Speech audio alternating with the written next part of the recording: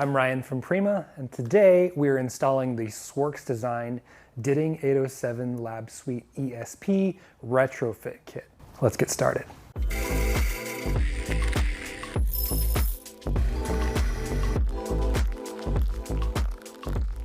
First, let's talk about the parts we're installing today and the tools needed to install them. This is the SWORKSDESIGN spring-loaded portafilter fork, the short hopper, the bellows. This is a silicone chute cover. This is a plug for the front panel. And as far as tools go, we have a T15 and a T20 Torx. We also have a small flathead screwdriver, a number 7 and a number 10 socket as well. Okay, so first thing, I'm going to disassemble the ditting. First thing we need to do is remove the hopper and set this aside. We're going to remove the grounds catch, and we're also going to remove the folding platform with the small flathead screwdriver.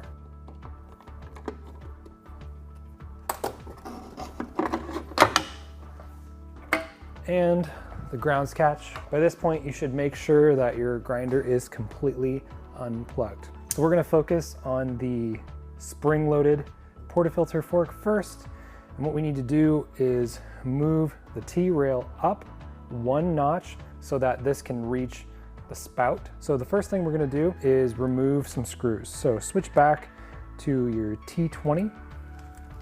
I'm going to move the grinder up here. So up top there are 2 beveled screws.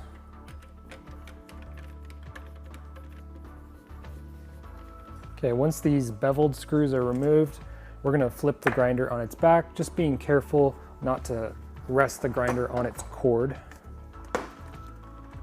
Now on the underside, there are more screws, and you'll need to switch to your 7mm socket for these guys.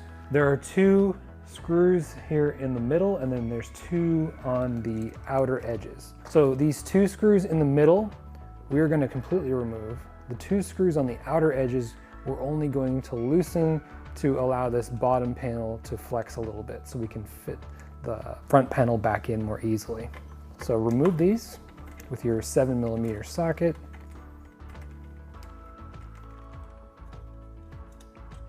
Okay, and we'll give these just 2 or 3 turns here. So now at this point, you can grab the T-rail and the chute and pull straight up, and the front panel will come off. Get your 10mm socket, and we're going to remove these 3 bolts here on the back.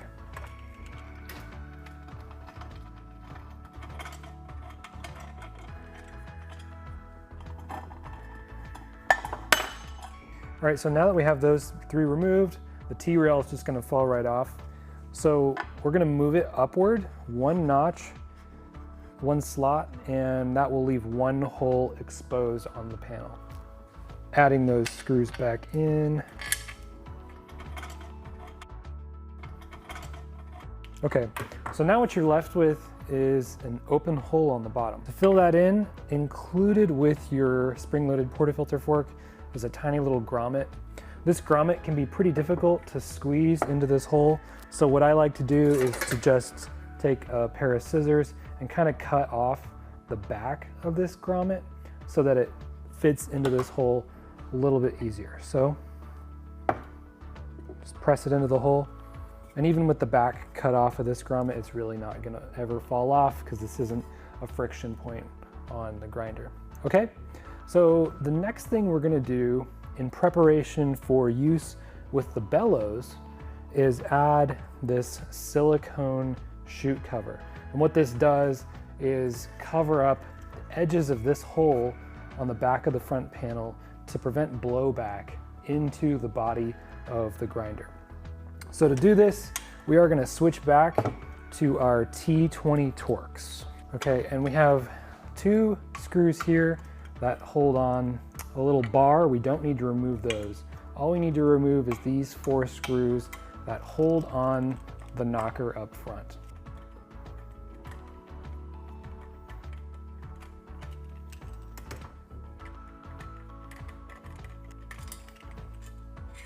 Okay, so with that knocker removed, we're just gonna make sure there's no coffee grounds or any particles here on the front.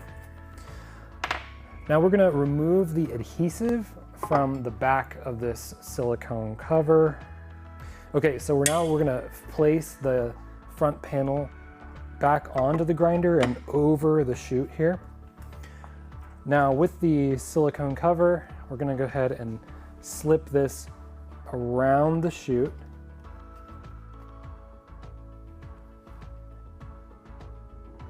And press it down onto the front panel. Okay, and that'll create that seal. We're going to have to remove this again. Pull it up nice and carefully. Okay. Now we're gonna attach the knocker back to the front of the chute.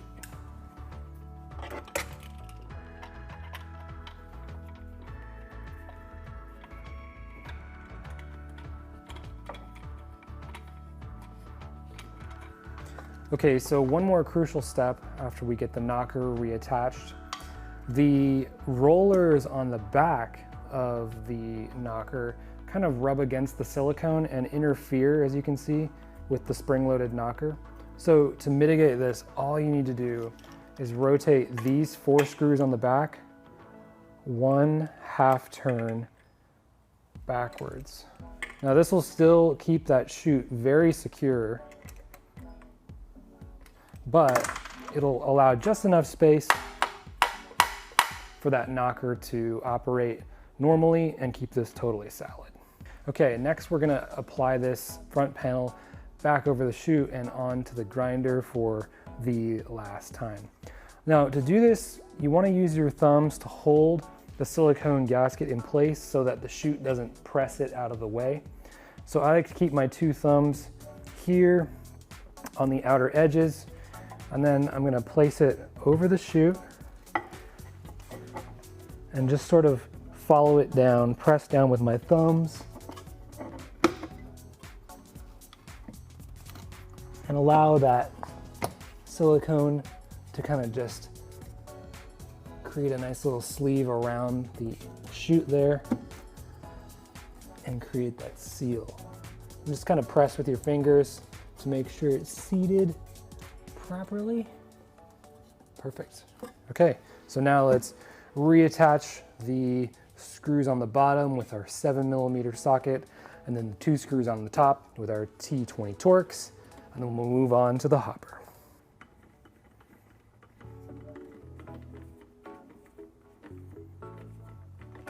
Okay, with those screws back in place and the outer screws re-tightened back to the body, we can go ahead and flip the grinder upright again.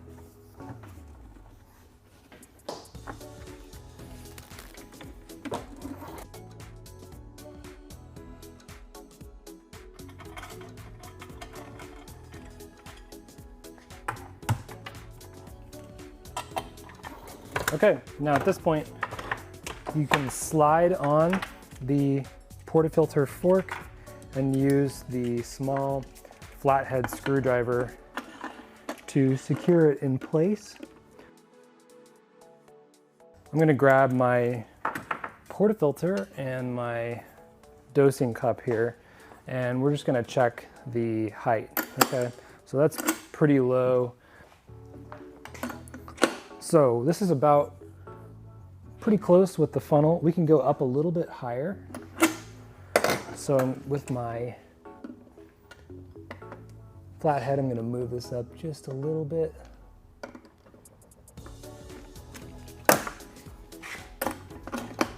Okay, so it should be about that close. You can get a little bit closer if you like, and that'll leave plenty of room here for the single dose pour over cup as well, if you have that. So I've switched to a T15 Torx bit. What we're gonna do is loosen the 2 screws on the front of the portafilter fork just a 1/4 of a turn, and that will allow us to adjust by width, okay? Just a little adjustment. All right, so now these should be freely moving side to side. Now I'm gonna take my Acaia dosing cup here, and the goal here is to just find a place where the cup is exactly centered on the T-rail. So it looks like this side needs to come over just a touch. And I'll move this side over to the left a little bit. Just a little bit more.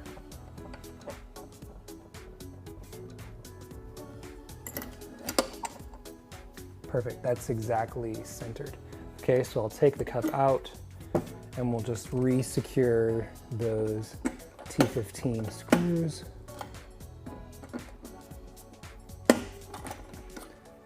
And that is it.